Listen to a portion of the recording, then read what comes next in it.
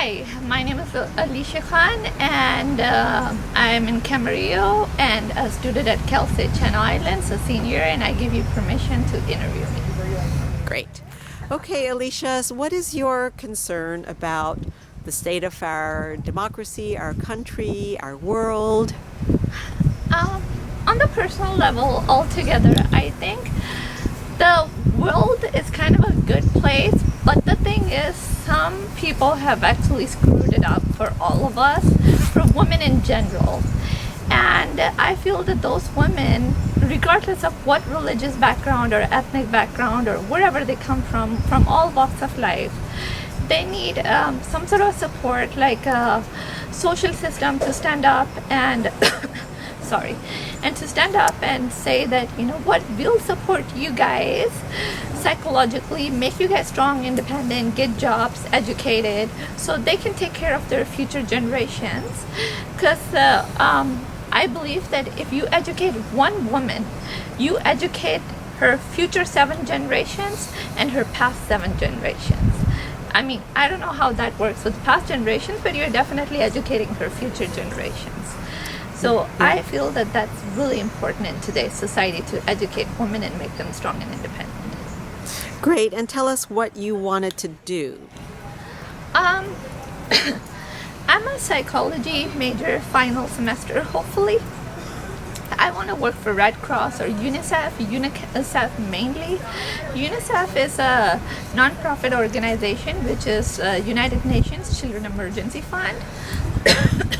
And they support children who are living under poverty, like such as refugee children or children who are born into like horrible situations, such as children who are born to mothers who are being raped or abused or battered, like beaten. And I feel that those children, they really need the support, because it's not the child's fault for what kind of environment the child is born into. Some children are born in jail because their mothers are trapped into a horrible situation. So I really think that that's why I want to work for UNICEF, and Red Cross does something similar, but UNICEF is like a bigger. I feel that UNICEF is a bigger organization that actually does this more than Red Cross does. Great. Is there anything else? No, I just, with my background and my personal experiences, I want to take that and bring it forth and help people who are going through the similar things that I've gone through in life. And I feel that if I can use my personal experiences that I've been through, I can help other women who are dealing with such experiences. Like, I am a person who was born with a learning disability, hypoxia, which is an oxygen deficiency to the brain. And hypoxia is essentially when the baby doesn't get oxygen to the brain, which kind of damaged a part of my brain. And it was the left side of the brain. As a psychology student, I can say is where the working memory lies. So kind of my working memory, it works. I mean, obviously that's why it is a working memory, but you know, from the working memory onwards onto the long term, and with the dyslexia that was caused due to that working memory damage and that part of the brain, and also like experiencing a seizure as a kid.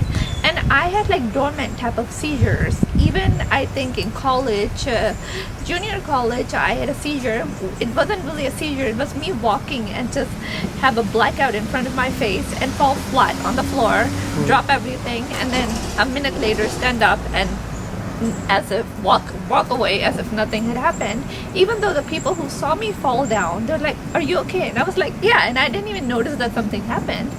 So that's like a dormant of a seizure. It's not really a seizure, but seizures, they come in all shapes and sizes, meaning it's not really a shape or size, but some seizures are like sporadic, like movement, like you just start shaking, or some seizures are like you're walking and then you have a blackout in front of your face. So there's seizures of all sorts, and I had a similar seizure in high school too, due to that.